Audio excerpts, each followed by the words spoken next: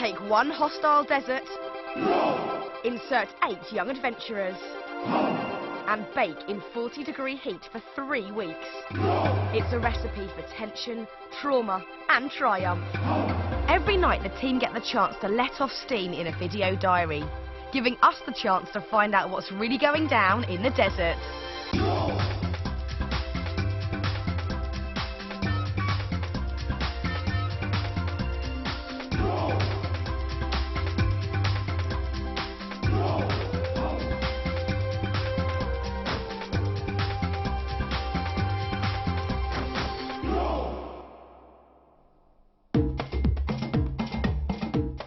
A week into the expedition, the 8 serious desert adventurers were well into their gruelling building project, working in the tropical heat.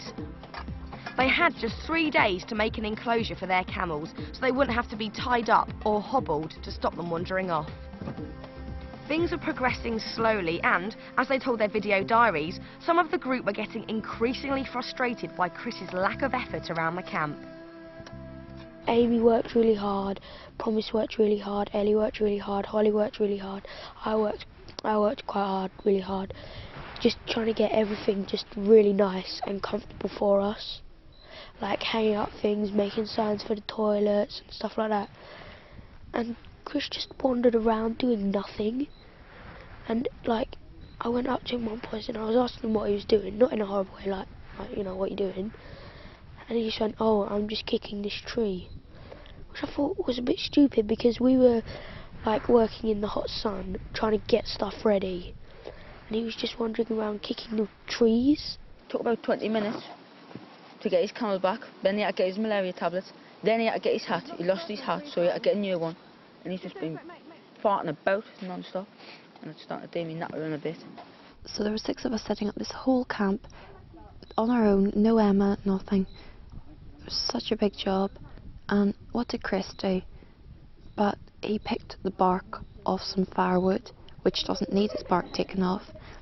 He pulled his bag in from the sun, and that was it.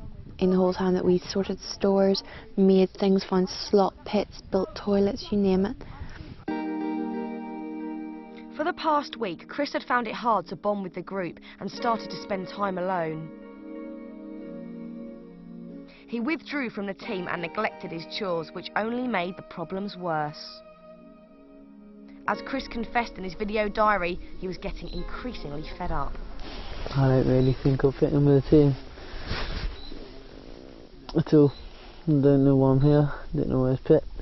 Everything I do just gets cut off and people cut off my conversations. No one really listens to me that much. People ever get me if I do anything. Promise went through my bag, just without asking me, just went up to my bag and just searched through my stuff because she'd lost one of her things.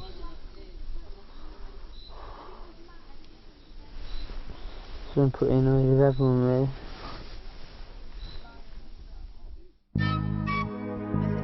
Martin and Perry felt the situation with Chris was getting worse and came up with a plan to include him in the team. During the day we're going to try and make him feel like he's not too excluded from the group and try and make him feel that he is like a vital part of the team to get the enclosure done. And as the day went on, making Chris feel more part of the group really paid off and he started to come out of his shell. I think I've came out of my downer and it's time to start working back up again. I've done a lot more work this afternoon. So I did kind of pull out a lot of work. While I wasn't feeling too good. I think he must have felt left out. That was like 7 of us and only one of him. And like he was being lazy and being argumentative. So I just kept out his way, but he seemed alright this afternoon. Yeah, I'm glad I came out of it now.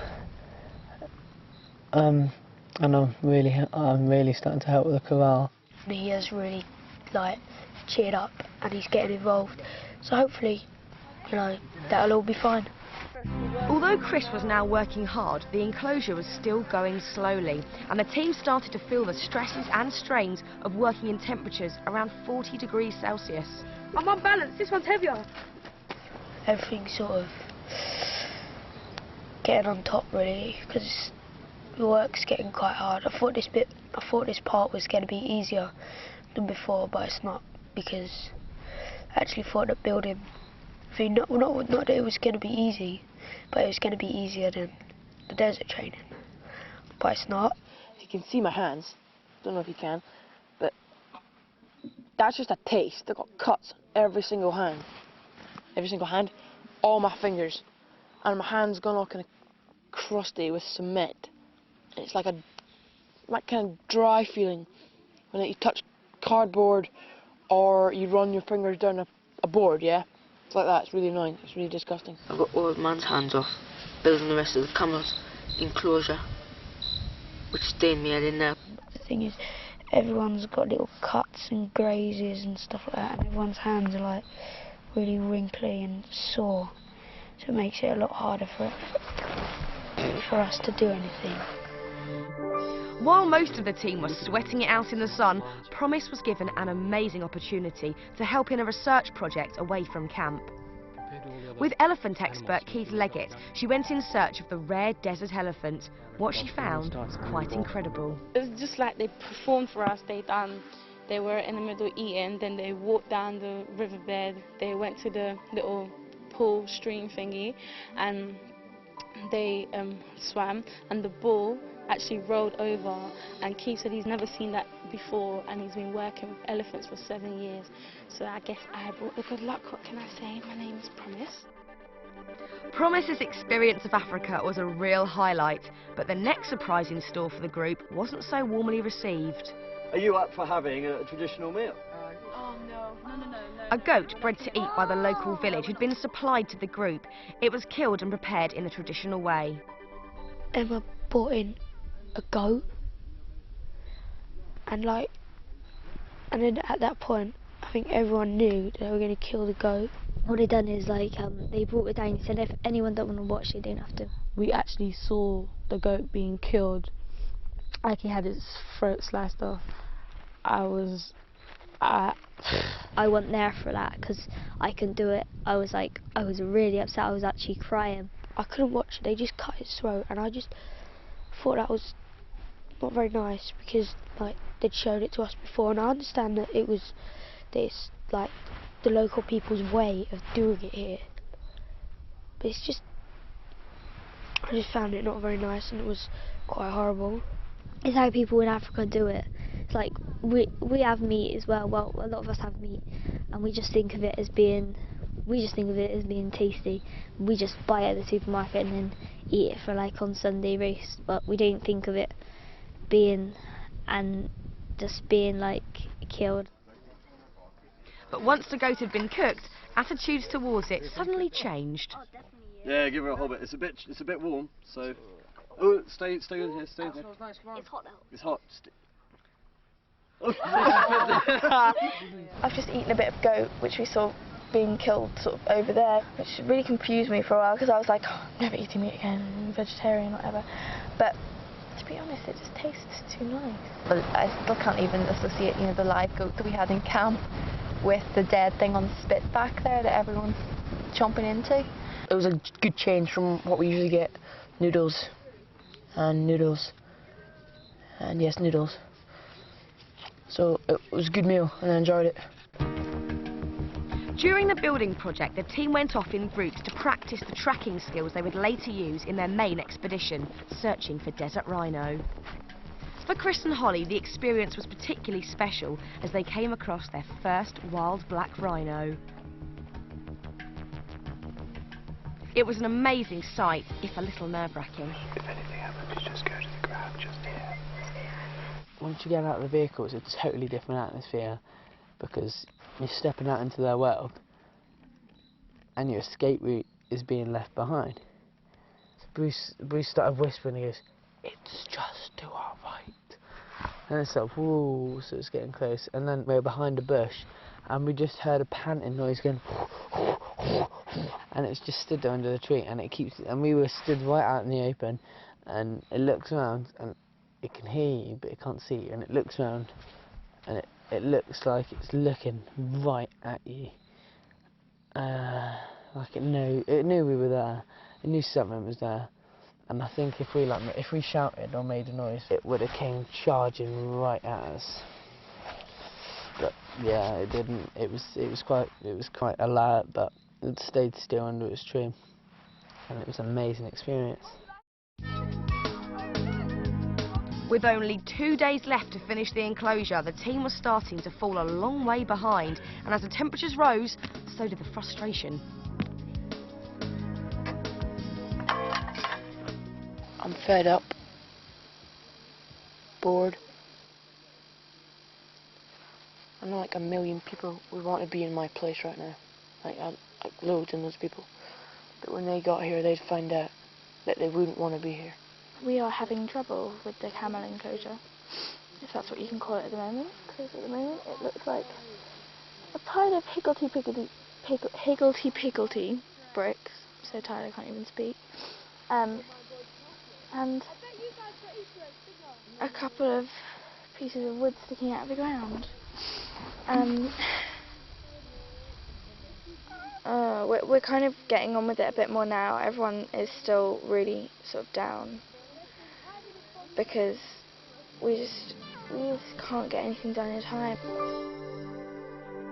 To make matters worse, when Amy returned from her tracking day, she was quite critical of the group's efforts. If you add up the time that each of us messes around, it's a full day, for goodness sake. It's like, go to pick up a brick, and tie my shoelace, and do this, and do that, and then pick up the brick. And it's like, it really doesn't take that long, honestly. Ugh. I'd rather not really talk about it. It's like, I just come back and they've done the camel enclosure, a couple of walls, which is okay, like, but it's just, they're faffing around. They really are. I know we all are as well, but it's getting beyond a joke. Like, we keep saying, yeah, we'll do this, we'll do that, and we just don't. Amy came back from rhino tracking today, started having a go at us all. So for not doing stuff and faffing around, well, how would she know that we're faffing around if she's not even there? Excuse the sort of the brains used by me here, yeah, but see the logic in that. She's not even here, but she's sort of saying stuff about what we've done. Perry did some, and David did some, and Chris did some, but then they got blisters, and then they got this, and then they got that. She gets really stressed over nothing, but she has got the right to stress because that we have to finish the thing. It's now Monday evening. We have to finish the thing by Wednesday morning, which gives us only one full day, which is tomorrow. It's starting to do everyone's head in. I think everyone's starting to get a bit annoyed with her. Like, it's a bit annoying when she's gone on like, oh, I've done all this, I've worked my bum off today. So I'm knackered. I didn't get this tired sometimes. My hands are sore. Promise's hands are swollen. Dave's knackered. He's got blisters on his hand. Oh, we've had a terribly hard day, you know, we've laid this, we've laid that. I felt like going, well, what do you think I've been doing for the past 2 days? I've been digging the trench. She does need to kind of like tone it down a bit because at the end of the day, we're all kids. Well, not literally children. At the end of the day, we're all kids. We have fun, but I know we have to limit the fun we have because we do have to get this done. Just because I've been away for the day while they've laid 1 or 2 things of bricks, you'd suddenly think I've been slacking all day, and it's not the case. It's just really annoying. The atmosphere wasn't helped by the fact that after a week in the desert, a wave of homesickness was spreading through the camp. These are the times I really miss people at home. I don't miss them during the day, and I don't miss being at home at all. I just miss my friends in the evening. I miss my boyfriend. I want to go home, actually. Today I was feeling really bad. I just wanted to go home. There was no hope. Not even that much. Think of the children. You stop and you start to think about home and you sort of get homesick, like when you're not enjoying it, which I'm not particularly. You get quite homesick and you just think, oh, I'd much rather be at home today. The team's last day of building was soon upon them. The work was hard, hot and tiring. Morale was low and the group were worried about finishing the enclosure by the following morning. We're all exhausted, we're all like in pain, in quite a lot of pain, and we're all like, we're not going to finish it. It's so hard and we're not getting anywhere. Frankly, we're running out of time. By sunset, the group still found themselves with plenty to do and had to work late into the evening. Touch. It's our final night, which means we'll be up all night tonight, probably way into tomorrow morning, so I don't think we'll get any sleep tonight. It's stressing me out so much. We've still got the roof to do, we've still got the walls to do. There's so much to do in so little time, it's not fair. Everyone's just sort of arguing like quite a lot, and that's really, really annoying. Alright! Shut up, man! Because it just makes it so much harder. And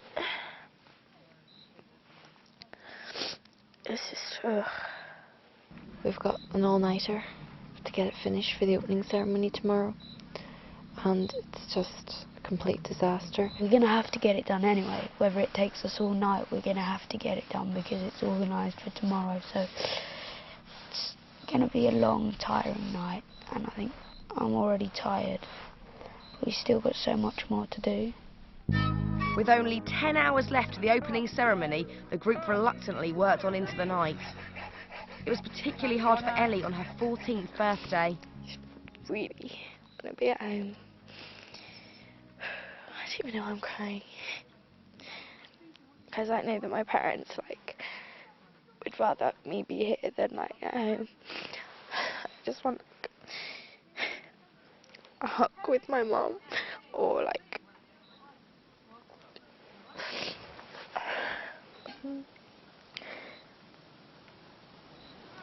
and they've all tried so hard.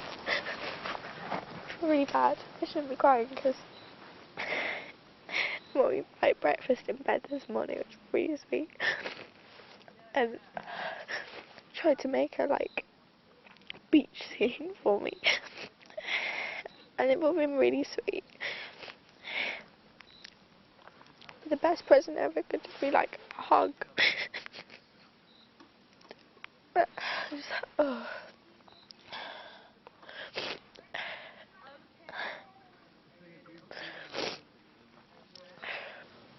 Just a little homesick, I suppose.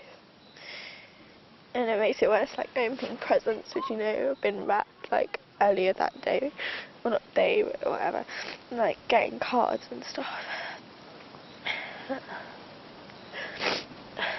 I have had a really good day, I suppose. Oh, look at me, I'm snotting everywhere. The general mood wasn't helped by Dave and Amy. They'd been arguing all day. Amy, he's nagging. Dave is just, what is he doing? He, for some odd reason, seems to think that he knows best and he has priority, and, you know, he's foreman for site and he's the one in charge. It's like, you're not, get over it. And just, I borrow a saw, pick up a saw that's sitting on the ground, and oh no, that's his saw, even though it's a communal saw for everyone to use. It's a saw, for goodness sake, who cares? You know what I mean? It's just like, grow up. Certain people, i.e. Amy, are getting on my nerves. Like today, I had a big fight with Amy, yeah? Okay, there's a wall, right? It's like a wall, and then in the inside you got pull, pull, pull, pull, pull, pull, pull, pull. And you had to fill it up with rocks and sand and stuff, yeah?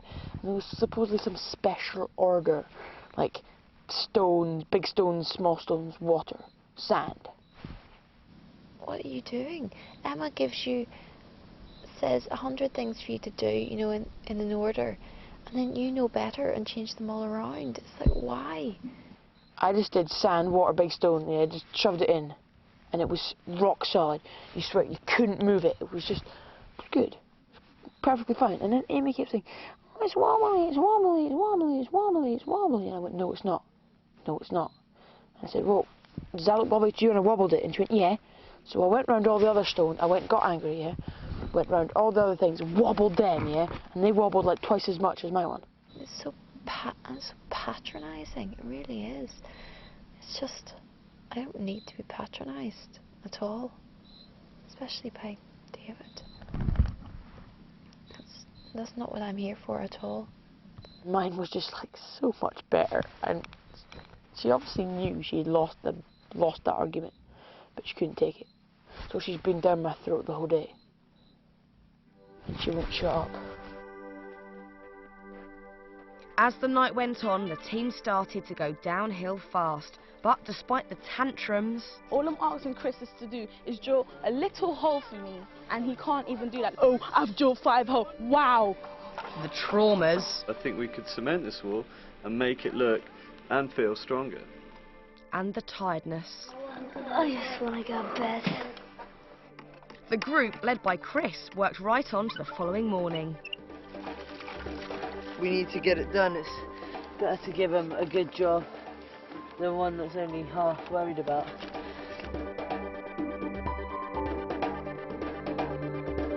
And after more than 24 hours of continuous work, they completed a very impressive enclosure. After handing it over to the Namibian charity Save the Rhino Trust, and with the camels comfortably in place, a very tired group reflected on the last few days. So, okay, yesterday, because this is tonight, so yesterday, the day before, in the morning, we got up at 5. 5, 6, 7, 8, 9, 10. Last night, didn't get any sleep at all. Working on the camel enclosure. We were working all through the night. We didn't sleep once. 11, 12. 1, 2, 3, 4, 5, 6. I think I fell asleep behind the trench at one point, but we just didn't sleep at all. Because we had to work all night, all day and all night last night. 7, 8, 9, 10, 11, 12. And there was a point at about 5, I think it was, where we were like, let's pack it in for the night and get a couple of hours sleep, and then we can wake up early and finish like the rest off. 1, 2, 3, 4, 5, 6. And Bruce suddenly was like, no, we need to cement it down, we need to, all this stuff, and I just started crying because I couldn't take it. I was like, I want to go to bed. Somebody please take me away. 7, 8, 9. It's like 9 o'clock now. So that's 32, no. Something like 37 hours or something. Something stupid like that. And I haven't slept. I think I've been up for about 38 hours. Because we had to build the enclosure all last night. And that just took the mick. We had to like work. For Chris, who'd overcome his confidence crisis and persuaded the group to carry on, the opening ceremony was very special. All I can say to you chaps is thank you so much. When we showed it to Blythe, I was really proud of it actually, and when we saw the camels go in, they looked quite comfortable there and it didn't fall down. So it does look quite cool now. I'm glad we finished it properly. I think it's worth the time and effort. Against the odds, the group have finally finished their building project, but they must now quickly prepare for their main expedition. Once again, they face extreme heat and physical strain as they search for rare desert rhino and begin a 50-mile trek across some of the most hostile terrain on Earth. I had a blister the size of like a molehill. My knees and my back were really caning me. And it's only, what, the second day of trekking? I just punched myself in the face. Yep. That's really good.